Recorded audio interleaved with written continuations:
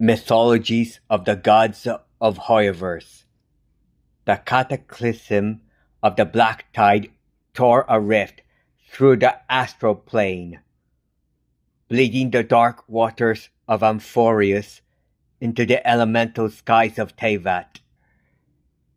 As the abyssal flood threatened to swallow both realities,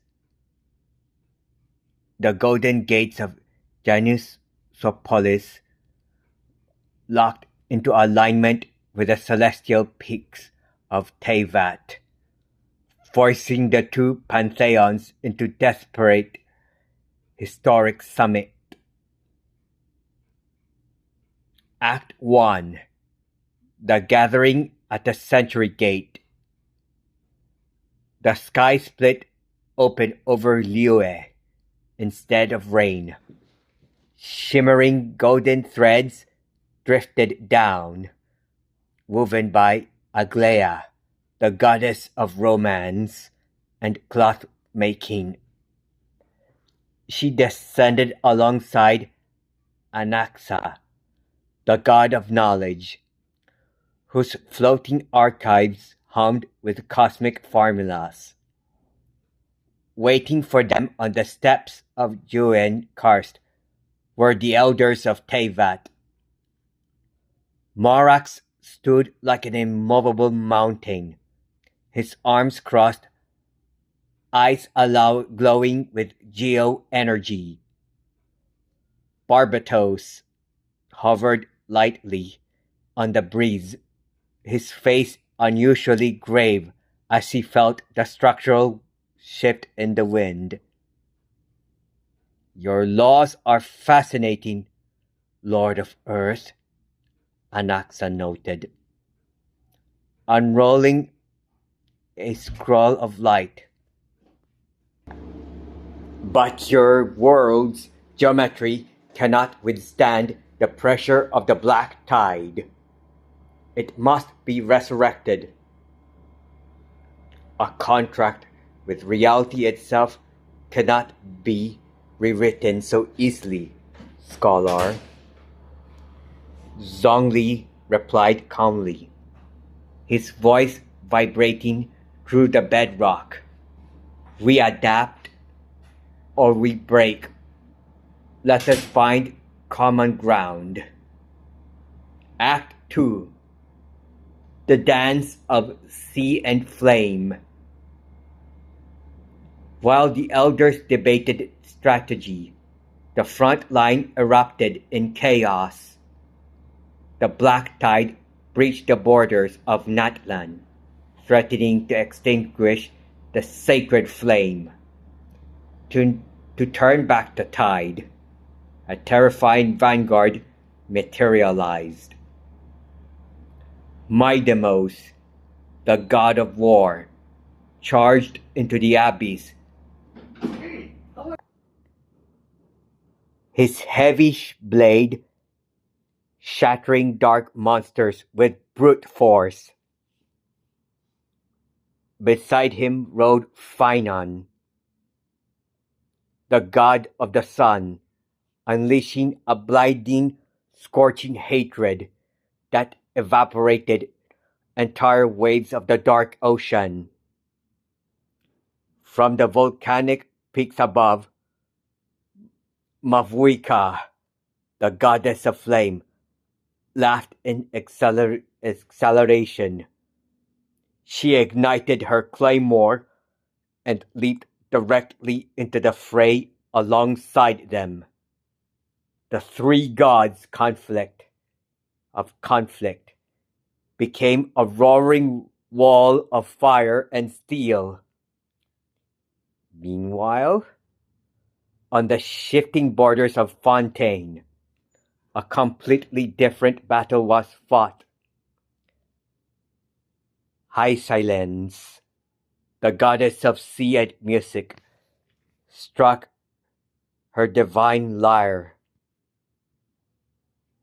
commanding the tides to sing a defensive melody. Hearing the music, Furina de Fontaine joined her on the water surface. Together, they turned a horrific naval defense into a grand synchronized ballet.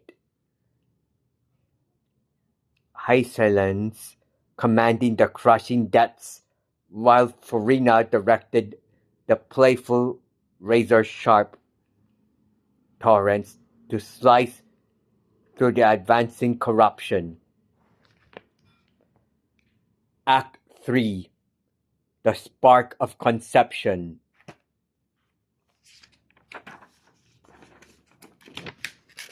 Deep within the sanctuary of Surasthana, the intellectual hearts of both worlds synchronized. Poor Nahida sat cross-legged opposite Tribios, the combined goddess of the ideas. As Tribi, Triane, and Trinon spoke in a haunting, perfectly overlapping trinity of voices, thousands of glowing green and blue equations flooded the chamber. They were calculating the exact spiritual frequency needed to seal the rift. The logic of the world tree requires a seed of pure imagination to reboot. Nahida whispered, her eyes flashing with dendrosigils. Then we shall give you the blueprint of 1,000 tomorrow worlds, Tribios replied. Their shared mind generating a blinding spark of pure conceptual energy. Act 4. The Shadow and the Seal. As the ritual reached its climax, a massive ancient shadow loomed over the battlefield. The black tide manifested a titanic avatar, aiming to crush the gods before the seal could close. From the shadows of Snezhnaya, Anastasia Fyodorovna Snezhnaya stepped forward. With a cold, merciless glare, she slammed her scepter into the ground, instantly flash freezing the Titan's legs in absolute zero ice. Before the monster could break free, Raiden A cleaved through the sky in a flash of purple lightning, her Muso no Hitotachi pinning its arms to the earth. With the Titan restrained, the final blow came from the skies. Columbina Hyposalina, the goddess of the moon, floated downwards, her angelic wings shedding starlight that lulled the beast's chaotic mind into a peaceful trance of love and beauty.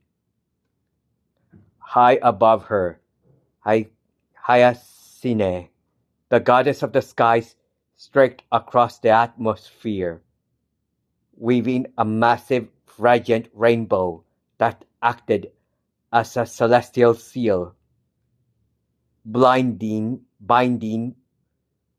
the rift permanently.